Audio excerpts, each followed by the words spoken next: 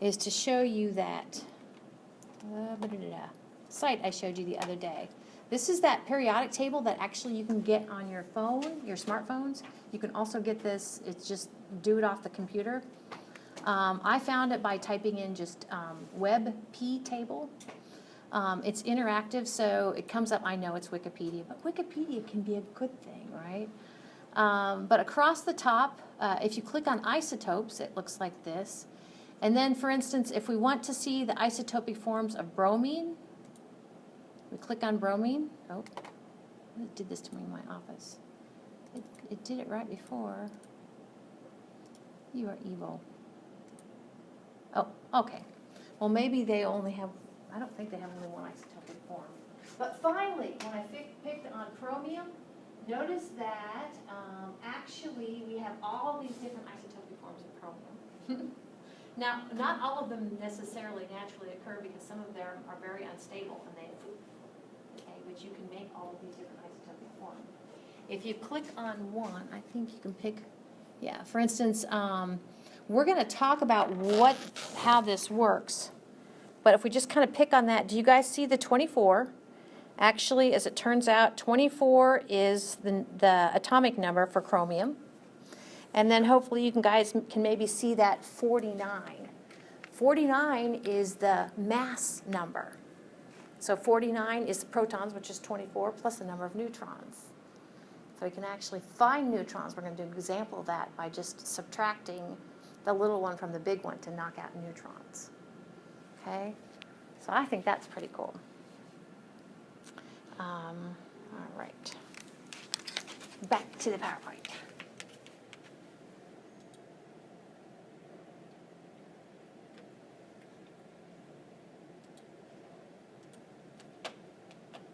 Okay, so kind of aside from that, here's a handful that only have, for example, one naturally occurring isotopic form of these elements. And this is almost like an oxymoronic phrase. One isotopic form, it's like isotopes means you have multiple, the same element with kind of multiple versions. So I just think it sounds like oxymoronic.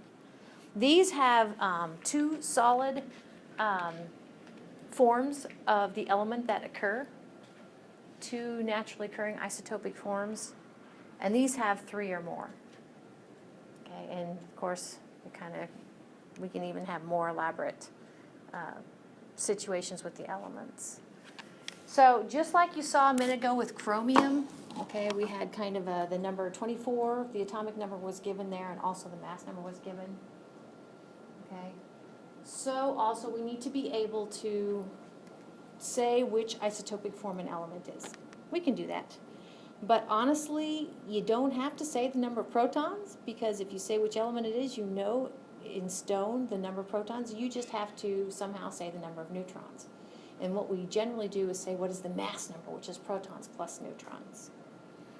So for example, carbon 12, you're like, what is that 12? Well, if you find carbon on the periodic table, you'll notice actually it's atomic number 6. So that 12 can't be the atomic number. That 12 is the mass number. Okay? So this is one isotopic form of carbon. Okay? You've probably heard of carbon 14 dating. Okay? As it turns out, carbon 14 is a lot more rare than carbon 12. Carbon 12 is what we call the most abundant. Carbon 14, actually living organisms create carbon 14 as they are living and breathing. The cool thing about carbon 14 is once that organism dies, it no longer incorporates more carbon 14. So in order to date how long ago that organism stopped living, okay, ergo kind of how long ago how old that organism is, all you got to do is basically see how much carbon 14 is left, because it decays and at a rate that's well known. So that's kind of cool, carbon 14 dating. So this would be another way to show this particular isotopic form of carbon. And then last but not least is this one, where basically, again, you have the symbol C for carbon, and you recognize the mass number in the upper left-hand corner and the atomic number in the lower left-hand corner. Now, the atomic number and the letter C are a little bit redundant, but that's okay. because if you know it's carbon, you know it's 6. You may not know the mass number of that particular atom, but you know it's 6. So we'll do an example of kind of looking at what information you're given and finessing it to get the number of neutrons. So there is no element X, only in Powder Puff Girls. But that last example of carbon was like this, where basically you had the symbol for carbon, and then you had 2 numbers. The upper number is going to be bigger because that is actually, no, the upper number is going to be smaller. No, I was right the first time. The upper number is the atomic mass number, and that is protons plus neutrons, and then we have protons at the bottom, just like we saw with the carbon 12 and 6. Okay, so on your next unit exam, you're actually, among other things, going to have at least one, if not a couple of examples kind of like this. So I give you the symbol fluorine. The 9 is kind of redundant because it is actually atomic number 9. But the 19 is solid. You got to have, to know which type of isotopic form of fluorine you have to have the 19. So what is the atomic number? 9. It is 9. What is the mass number? 19, exactly. Now mass numbers, as we get started, and we're going to talk a little bit about it today, but more on Wednesday in the lab, the mass of a fluorine atom is very important, the mass. And when we talk about masses, there's a little bit of play, there's a little bit of uncertainty. Masses are generally a decimal number. Okay. But a mass number is an integer because you're really counting protons plus neutrons. Okay, so how many protons does it have? 9. Now the next one, and we talked about this morning, if you don't see up here, see how I've done a circle up there? If you don't see any sort of charge or anything up there, okay, then you know that it actually is a neutral atom. Okay, so this is neutral. If you see a plus or a minus or a plus something or minus something up there, it's not neutral. So the fact that it is neutral falls into the category of what we've been talking about. So how many electrons does it have? 9. Yep. And last but not least, how many neutrons does it have? 10, exactly. The big one minus the little one. So if it had, where it would have like a charge up there, if it said -1, Right. would you have 10 Yes. electrons then? Yep. And then +1, you have 8. Yep. I'm sure Yep. about that right. Yep, we'll be talking more about that. But if there's no symbol, a number up there, plus or minus, no number, then it's neutral, so the electrons equal number of protons. Cool. Pretty good. So I just have some examples for you. Here's boron, what one termite might say to the other. Boron. I'm sorry, I like that. So we see kind of the Christmas tree thing going. The red and the green, of course, are neutrons plus protons. Boron is atomic number 5. It's really a simple one. So both of these actually are going to have 5 protons. But in case of the second one, it has an extra neutron. So one has 5 protons and 5 neutrons for an atomic mass number of 10, and one has 5 and 6 for an atomic mass number of 11. Yeah, pretty good. Okay, so these will be due. Notice that the first 2 are not in the assignment. This is the second assignment slide of 2. And it looks like this. So these are the 3 that go with that one. So 88 says how many neutrons are in the atom given this atomic number A and the mass, or no, darn it, see, I did it. Given the atomic number Z and the mass number A. Oh, my God. So, of course, do like you did with fluorine. Basically, subtract the little one from the big one. Okay? And if you're like me, subtract. If you're like me, I would encourage you, depending upon how important it is, to use a calculator. Because I have gotten these wrong, just simply subtracting. Anyway. The next one, write the isotopic symbol where basically, so when we looked at carbon, one of the ways to show the carbon-12 was like this. Okay, that's the form you're supposed to do these in. Notice, for instance, the first one, iodine, of course, that's the symbol for iodine. It is I, yep. So for the first one, you're going to do the symbol I dash, and then the mass number, which of course is the number of protons plus the number of neutrons. Okay, and so they tell you the number of neutrons here. How are you going to get the number of protons?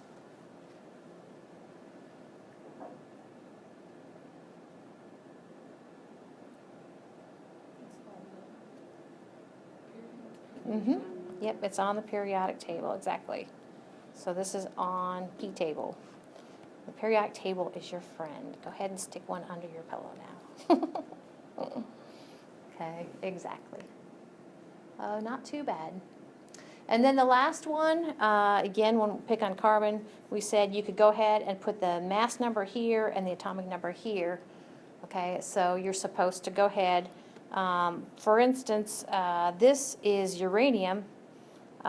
So we would go ahead and do U-235, which actually is in the news sometimes. Uranium is awesome in having kind of an assortment of different isotopes. Some of them are great in nuclear reactors to basically do nuclear fission. Okay, basically you're splitting your uranium atom and converting some mass to energy. But only certain forms. So if you've heard about this kind of centrifuges things down there, you're like, oh, make sure that Iran doesn't have so many centrifuges. Basically, centrifugation is one way to go ahead and get that special isotope. So, and then, so that goes right there, and you look up uranium. 92, thank you. It's atomic number 92. So that's the one for uranium. It's kind of getting some exercise at doing that. So one last thing I want to cover today to kind of lead us into, set us up for Wednesday's lecture and then actually Thursday's lab. Thursday, I hope this works for you, but Thursday it's going to be another one of those kind of paper and pencil sort of thing, a little bit manipulating. We cannot see an atom, okay? But I'm going to actually use coins on Thursday to pretend that they're atoms and kind of actually come up with, do something that will reinforce this idea. Now, how much does an atom weigh? That's called its average atomic weight. And so I'll turn your attention to the decimal number in each one of those boxes, okay? So it has a whole number, that's the number of protons, that's its atomic number, and it has a decimal number, that's how much it weighs. But we can't, they're so small, we can't say like a carbon atom weighs so many pounds. Well, we could, but it would be like, you know, times 10 to the negative big number, okay? So one of the problems we have with coming up with that decimal number is to recognize that there are different isotopic forms of the same element. So we saw chromium with all those different isotopic forms. You're like, dude, each one of those with different number of neutrons is going to weigh differently. How do I come up with one number? Okay, well, there's a trick to it. Okay. So how much does an atom weigh? We call it average atomic weight. We call it average atomic mass. We call it atomic weight. We call it atomic mass. Kind of get the idea. Okay. So, like I said, the whole chromium, like so many different isotopic forms of chromium. Well, it kind of depends because, like, for instance, if there's a chromium, one isotopic form that just has a blip that basically is maybe even unstable, it's not very abundant, we have to weight that less than we have to weight one that's like, there's like 90% of this chromium. Okay, so we have to come up with what's called a weighted average based upon how much there is. We call how much there is their abundances. Okay? So, atomic mass unit. Okay, now there's some equivalency statements at the bottom of this slide. Let's see, do you need an arrow? I don't know, it would not hurt.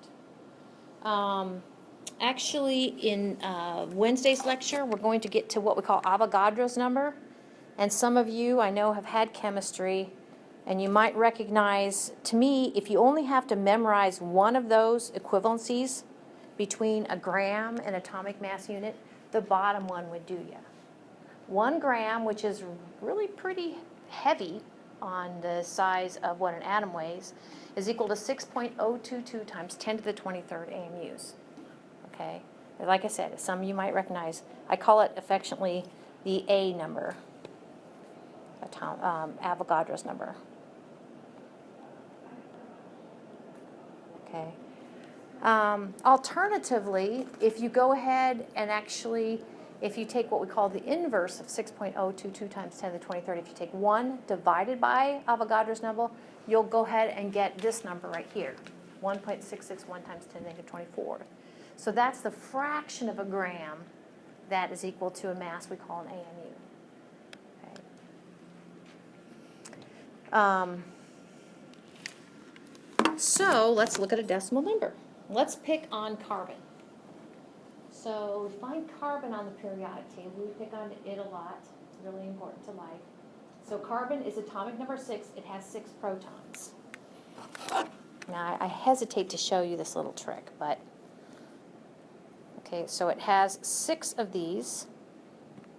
Put it this way. It has 6, bless you, has 6 of these. Picking on the isotopic form carbon 12. Let's see, carbon 12 means it has 6 protons because it's carbon. So 12 minus 6 protons is 6 neutrons. So carbon 12 actually has 6 neutrons. And if it's neutral, it has 6 electrons. Okay, now, honestly, we could actually, and I think I mentioned this before, we could take those bits, those little math, and we could sum them, multiply and sum them together to come up with a decimal number. The problem is that actually you're going to have, let's see, I'm going to say the mass is just a little bit less, the real mass is just a little bit less than the sum of all of its parts. Like, what the heck? Okay, and that missing mass, it is so cool. It's a beautiful story. That missing mass, it's not really missing. Okay, that's actually converted to energy that we call binding energy. Okay, it's converted to energy. And it's actually associated with, it's one of the 4 fundamental forces of the universe that's associated, converted to binding energy, keeping atoms together. That is so cool. It is beautiful. I'm just saying, it's like Valentine's Day all the time. Okay? But if you look at the decimal number for carbon, actually it's 12.001, or 12.01, the decimal number for carbon, 12.01. And we get that number by a process that we're going to hit hard in Wednesday's lecture. Okay, so I picked on chromium, and I said, all right, you know, this isotopic form of chromium weighs something because of its neutrons, and this isotopic version of chromium weighs something else because of its number of neutrons. Protons got to be 24. But which one we weigh more in our calculation to calculate an average weight depends upon which one has is more abundant. Okay. So what we do is we see actually, and maybe I'll pull up that web periodic table, because they have to tell you how abundant it is. And that abundance can be given as fractional amount, or it can be given as percentages. And I'll kind of show you what that looks like. Okay. So when you look at abundance information, if it's given as percent, then that means if you have 100, if you go out, and sampling is a big, hairy issue in science. If you go out and randomly and, what do they say, representatively sample, for instance, all the chromium atoms, okay, what the percent of chromium atoms of the isotope means, how many chromium atoms of that isotope would you have in 100? Hands down, chromium atoms, okay? So if we pick on copper, switching gears from chromium to copper, there are 2 isotopic versions of copper that occur in nature. Notice that we said one of the ways of describing an isotopic form was to go ahead and write the symbol, which is Cu for copper, and then in the upper left-hand box say what is the mass number. Okay, so if you're like me, I take my time with problems. I'm like, copper, I find it on the periodic table. And I find it on the periodic table. Oh, there it is, okay. And it's 29. Like, okay, 29. Well, okay, so 63 minus 29, that's the number of neutrons in that version. Over here, 65 minus 29, that's the number of neutrons in the other version. So you suppose the copper 65 is going to weigh more, and it does. Okay. So naturally occurring, these two isotopic forms, they should add up to be 100%. And they do. Okay, two isotopic forms. There's more of the lighter version and less of the heavier version. Yeah. Okay. And somebody needs to tell you how much each one weigh. But if you were going to sample not 100, but if you were going to sample 10,000, oh my gosh, a representative sample of 10,000 copper atoms, which is crazy, okay? 6,909 of them would be copper 63, 3,091 of them would be copper 65. Okay, that just came from the percents.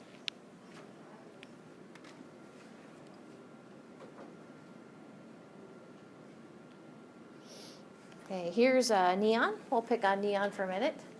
Neon is one of those group AA elements. Those are they have three names. Okay, they're rare, they're inert, and they're noble. Okay, noble gases, inert gases, rare gases. So there are three naturally occurring isotopic forms of neon. We have neon 20, neon 21, neon 22. Now when I say those numbers, that's the mass number. That's the number of protons plus the miscellaneous number of neutrons there are. Okay, so we could do a subtraction and come up with the number of neutrons in each one of these. Protons for sure 10 because it's neon. Neutrons 10, 11, and 12. Then the other thing you'd need to know is how much they weigh. Okay. Oh, it's not. It must be getting to it. But right off the bat, you see that there's more of the lightest one. There's a lot more of the lightest one. Not much of the middle one. And pushing 10% of the last one.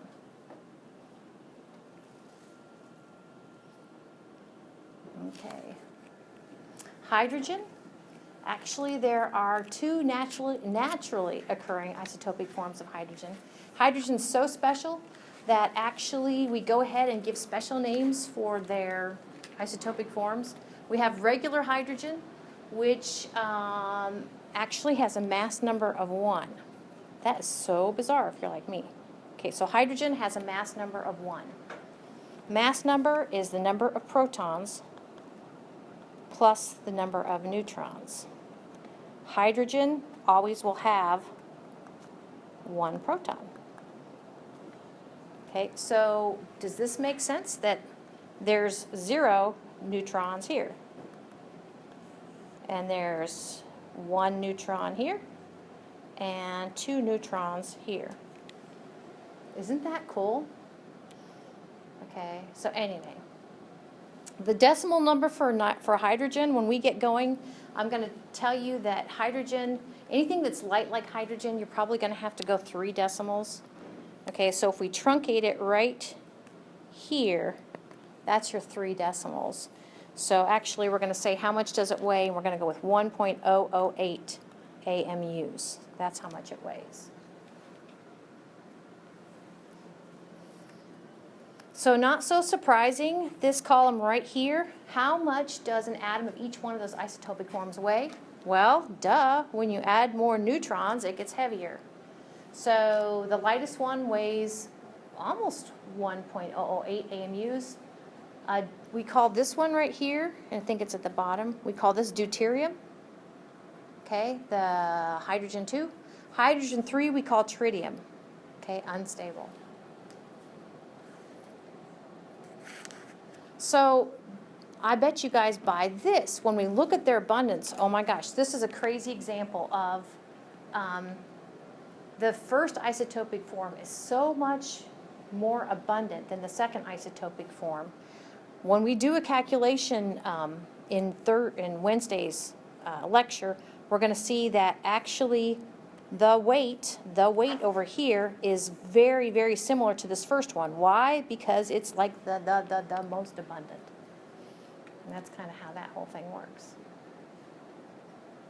If you're into astronomy, okay, or understanding or what we know about the universe, here in the last year to 8 months, they've come out and talked more about this heavy hydrogen called deuterium and its relative abundance in the universe versus the relative abundance of hydrogen, that specific isotope of hydrogen on Earth.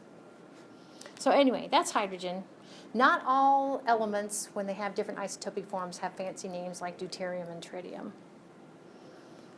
All right, so boron, 2 isotopic forms. We looked at boron 10 and 11 a little bit ago. Boron has 5 protons, but it can have it can have 5 neutrons and 6 neutrons, respectively. Neon, we looked at that one.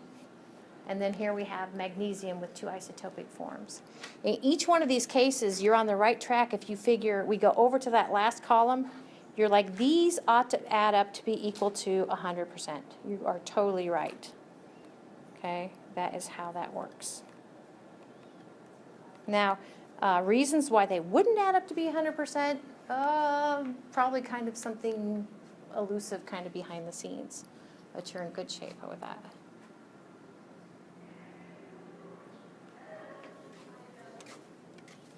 So let me see, we got time. I want to see that P table.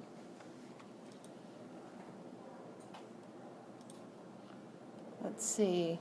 Oh, look at the abundance of that one I picked on. Chromium 47, look at its relative abundance, 0. Let's pick one of these up here.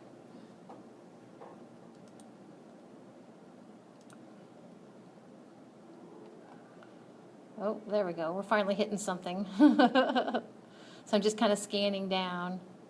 Relative abundance, 83.789%. We talked about copper. Maybe it doesn't like it because I... What if you click out of like the transition elements? If I click what? Like out of the transition elements. See, it like gets mad. Let's try backing into it. It's flashing at me. Like, dude. Try to reset it or something. Ah, isotopes.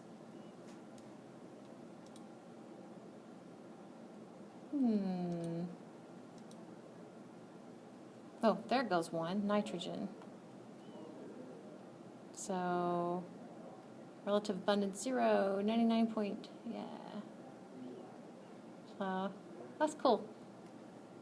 Anyway, well, that sets us up in good shape. We'll kind of take a running start at it on Wednesday. And actually, on Wednesday, you might want to bring your calculators so you can kind of bebop along. We are going to go on to the next part Wednesday and talk about the concept of a mold. So it should be fun. Bring the whole stuff in. Okay. So we'll see you then.